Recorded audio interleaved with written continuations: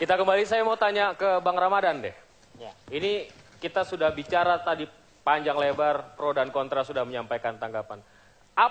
Kondisi apa yang kemudian memungkinkan tidak naik BBM? Ada nggak opsi itu? Begini, saya kira bahwa kenaikan BBM itu tinggal menunggu waktu saja. Tadi benar sudah disampaikan oleh para pembicara lainnya, ya bahwa itu kewenangan di pemerintah. Tetapi kita tahu bahwa sekarang ini berbeda dengan era Pak Harto dulu. Kalau era Orde Baru, Menteri Ekonomi itu langsung muncul dan mengumumkan seketika, hanya dalam tempo 4 jam. Maka kita melihat antrian yang panjang di mana-mana di SPBU. Tapi kalau sekarang kita sudah berada di dalam era reformasi. Perlu ada diskusi publik mengenai hal ini. Tadi saya senang menikmati debat ekonomi yang sudah disampaikan oleh pakar-pakar ekonomi ataupun yang politisi berbasis ekonomi, itu sangat bagus. Nah, karena apa? Itu akan mencerdaskan masyarakat sehingga mengetahui kenapa BBM itu perlu dinaikkan dan situasi-situasi apa yang untuk menaikkannya. Nah, yang berikutnya saya ingin mengomentari tadi disampaikan oleh Bang Effendi Simbolon tentang tidak ada empati dari Presiden SBY terhadap masyarakat miskin. Tidak ada, jadi tujuannya seperti menyengsarakan masyarakat. Itu saya bantah sama sekali. Kita tahu, Bung Alvito, bahwa kita sudah punya 6 presiden, ya. Pak Harto pernah menaikkan, Gus Dur juga menaikkan, bahkan juga Ibu Megawati Soekarno Putri juga ketika memerintah sebagai presiden juga menaikkan. Bahkan kita pernah mencatat ada beberapa kali kenaikan BBM di era Megawati. Bedanya dengan di SBY itu jelas sekali. Pada masa pemerintahan SBY, setiap kenaikan BBM selalu diiringi kompensasi untuk masyarakat miskin. Pada era Megawati itu tidak pernah dilakukan. Nah, seperti misalnya bantuan langsung sementara masyarakat, Raskin, juga program keluarga harapan. Kenapa kemudian kebijakan kali ini ditolak oleh mitra koalisi sendiri, PKS? Tidak, saya sudah mendengar langsung dari Pak Tifatul Sembiring, itu hanya suara-suara individual. Artinya begini, bahwa ini dinamika internal PKS sebenarnya. Kami dari Demokrat, atau paling tidak saya tidak berniat untuk masuk di dalam ranah internal PKS, begitu. Tetapi yang saya ketahui, bahwa di PKS ada terjadi polarisasi sikap di sana. Coba kita tanya dulu. Sikap tersebut baru kita ketahui setelah Majelis Syuro mengumumkan hasil rapat mereka. Bagaimana, saya kira tidak lama lagi. Tanggapannya? Ya, terima kasih.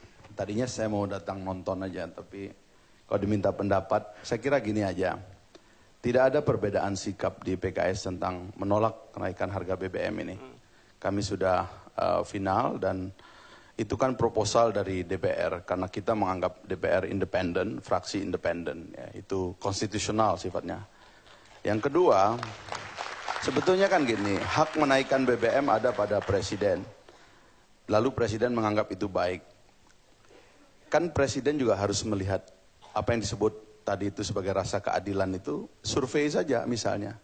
Apakah betul ada rakyat Indonesia ini, atau apakah mayoritas rakyat Indonesia ini menyetujui kenaikan BBM? Kenyataannya, di atas 80% masyarakat kita ini tidak menyetujui kenaikan BBM.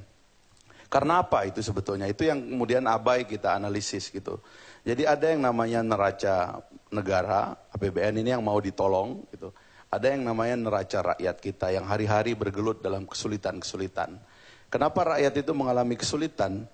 Karena dari sisi pendapatannya itu, prospeknya itu tidak baik, ya. Bahkan ada kecenderungan masyarakat kita itu, terutama di sektor pengeluarannya itu karena dihantam oleh inflasi dan sebagainya, daya belinya semakin rendah.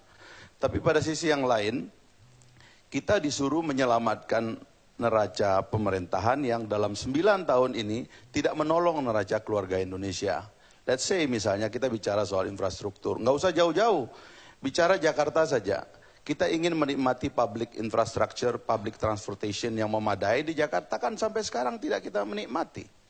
Bahkan ketika dulu kader Partai Demokrat memimpin Jakarta, setengah mati kita, nggak ada perubahan di dalam pembangunan infrastruktur. Tidak adanya infrastruktur publik itulah yang menghantam secara langsung neraca keluarga Indonesia. Karena itulah yang menyebabkan kemudian masyarakat tidak menyetujui adanya kenaikan BBM, karena itu langsung menghantam neraca mereka. Itu yang kita tangkap oleh PKS. Bagaimana, Pak karena itu menyerang kesejahteraan rakyat.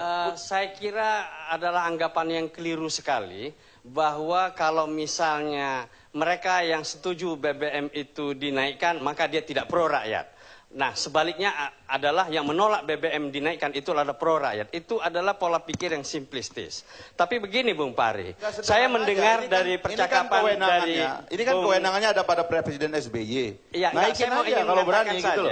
Bahwa Ya kan? Pak Tifatul Sembiring dan Pak Salim Jufri secara terang-terangan mengatakan akan menyosialisasikan itu urusan kami lah ya. BBM dari pemerintah. Loh, Debat itu kan kita PKS, ini, Majelis Syuro juga gitu. Enggak, itu urusan kami lah. Urusan kita adalah Anda kan punya hak menaikkan harga BBM. Naikkan aja kenaikan harga BBM. Kenapa ya itu pasti akan dinaikkan, Bung Fahri. Ya, makanya naikin aja. Kenapa kemudian perbedaan pendapat itu dituduh dengan argumen yang macam-macam, padahal haknya ada pada Anda. Baik. Kalau kami berargumen kurang bagus, rakyat juga menghukum kami gitu loh. Bukan, begini. Rakyat ini kan punya kemampuan menghukum, sebentar lagi pemilu 2014. Kalau kami yang salah karena menolak kenaikan BBM, tentu kami akan dihukum oleh rakyat. Tetapi kenapa Anda berani menaikkan harga BBM? Yang karena kalau Anda salah, Anda yang dihukum oleh rakyat. Itu sederhana logikanya. Ya. Gitu loh. Ini kita adalah penyelamatan APBN kita. Dan kemudian harga minyak dunia juga meroketnya tinggi sekali ya. Jadi ada pertimbangan-pertimbangan ekonomi bahwa BBM kita nih memang harus disesuaikan. Subsidi itu harus dikurangi. Itu memang ada seperti itu. Harganya minyak dunia turun. Tetapi kita break dulu Bapak-Bapak.